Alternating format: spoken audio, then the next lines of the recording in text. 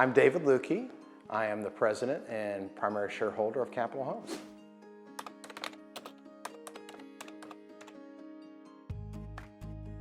So the first thing you want to do every spring, if you own a home, is walk around the outside of your home and look to see if you've had any erosion or settling, especially in a new home.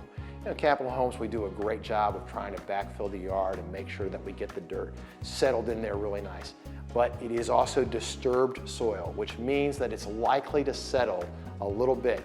And as long as it's continuing to settle away from the home instead of towards the home, that's great. But if it starts to settle towards the home, that water is going to go down against the foundation. And you just want to put some dirt on top of that so that the water starts to drain away from the house again.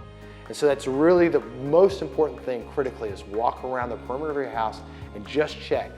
Check to see if there's a chipmunk or a groundhog that's been digging next to your foundation to make sure that they're not digging a home right next to your house. Because that soft dirt right next to the house is a great place.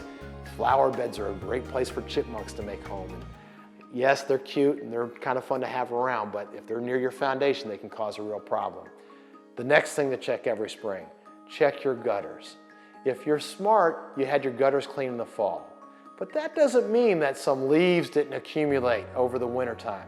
So check your gutters every spring, every fall to make sure you get all the leaves out. So many maintenance problems that we see come from leaves being in the gutters. Termites show up in a house because there's leaves in a gutter, because it's a chain reaction.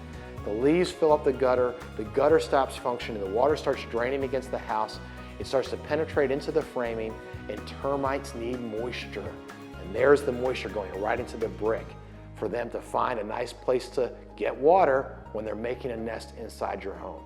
So check your gutters, spring and fall, really important.